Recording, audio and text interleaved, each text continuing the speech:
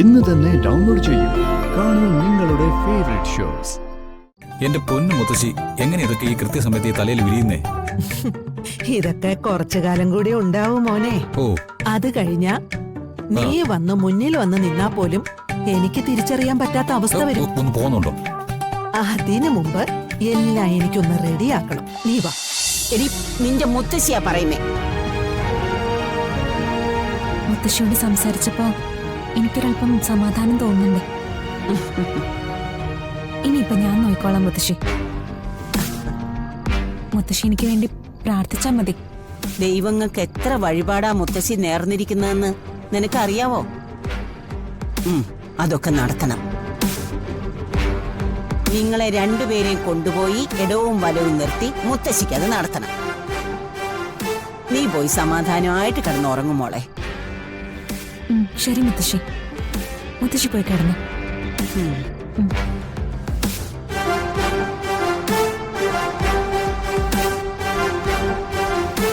കൂടെയുള്ള ശത്രുവിനെ തിരിച്ചറിയാത്തതാ അവളുടെ ഒരു കുഴപ്പം.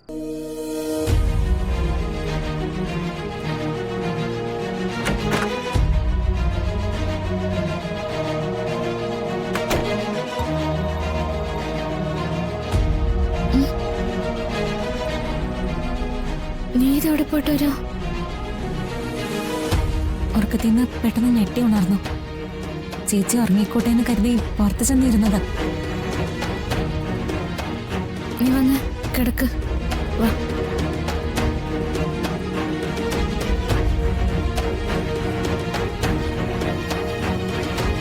കിടക്ക്.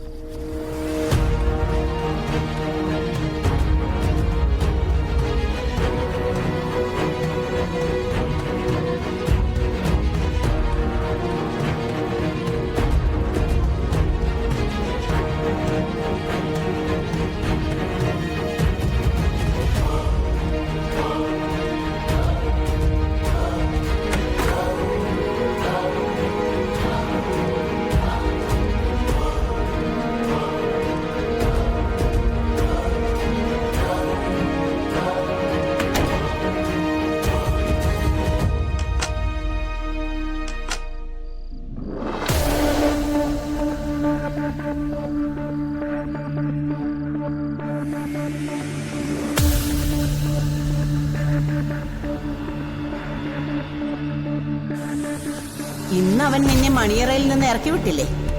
വാശി വേണം. നാളെ ഒരു ദിവസം അവൻ തന്നെ മണിയറ ഒരുക്കി അവിടേക്ക് നിന്നെ വിളിപ്പിക്കണമെന്ന വാശി. എടി, അവിടെ ആ പെണ്ണ് ജയിക്കേണ്ടത്.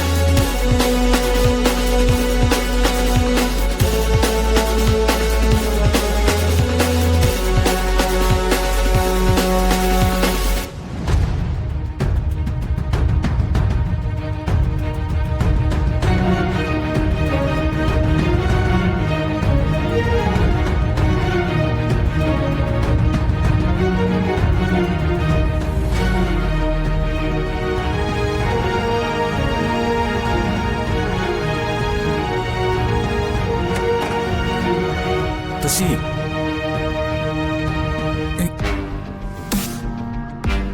എഴുന്നേക്ക്, എണീക്ക്, എണീക്ക്. എന്തുവാടാ നിനക്ക് ഉറക്കോ ഇല്ലേ? ഉണ്ട്, പക്ഷെ എങ്ങനെ ഉറങ്ങാനാ? ദേ എന്റെ കൂടെ അവിടെ ഒന്ന് കിടക്കല്ലേ. ആര്? രാധികേ? ഓ, ദേ എന്നെ കൊണ്ടൊന്നും പറയിപ്പിക്കില്ലേ. എന്റെ പുതപ്പിനടിയിൽ വന്ന് കിടക്ക ആ ദുർഭൂതം, ആ പ്രിയങ്ക. എപ്പോഴാ അവള് വന്ന് കിടന്നേ? എനിക്കറിയില്ല. ഞാൻ നല്ല ഉറക്കായിരുന്നു. ദേ എഴുന്നേറ്റപ്പോ ഒറ്റ ചവിട്ട് കൊടുത്താലെന്ന് ഞാൻ ആലോചിച്ചതാ. പിന്നെ വേണ്ടാന്ന് വെച്ചിട്ടാ. ഇപ്പോഴും മുത്തശ്ശി പറയണോ കാത്തിരിക്കണം, ക്ഷമിക്കണം എന്നൊക്കെ? ദേ ഇതിങ്ങനെ വിട്ടുകൊടുത്താൽ പറ്റില്ല മുത്തശ്ശി.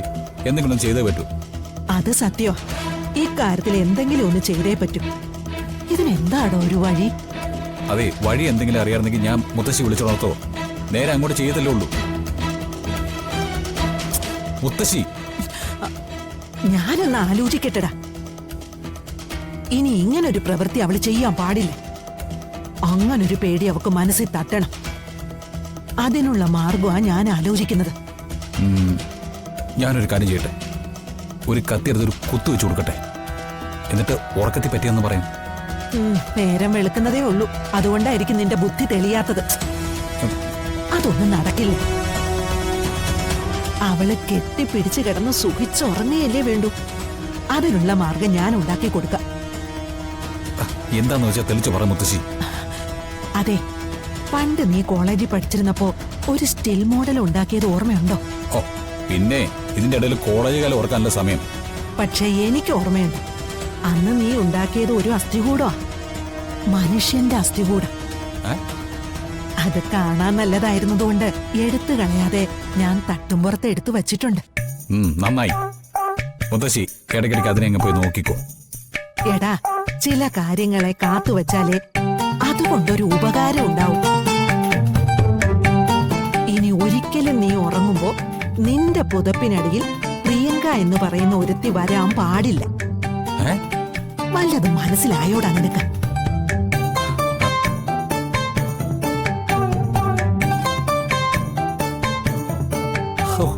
എന്റെ പൊന്നു മുത്തശ്ശി, എങ്ങനെ ഇതൊക്കെ ഈ കൃത്യസമയത്ത് ഈ തലയിൽ വിരിയുന്നേ? ഇതൊക്കെ കുറച്ചു കാലം കൂടി ഉണ്ടാവും മോനെ. ഓ, അത് കഴിഞ്ഞ നീ വന്ന് മുന്നിൽ വന്ന് നിന്നാ പോലും എനിക്ക് തിരിച്ചറിയാൻ പറ്റാത്ത അവസ്ഥ വരും. ഒന്ന് പോകുന്നുണ്ടോ? അതിനു മുമ്പ് എല്ലാം എനിക്കൊന്ന് റെഡിയാക്കണം. നീ വാ, ആ കൊച്ചിനെ നമുക്കൊരു സമ്മാനം കൊടുക്കാം. വാ വാ വാ, എഴുന്നേക്ക്, എഴുന്നേക്ക് വാ.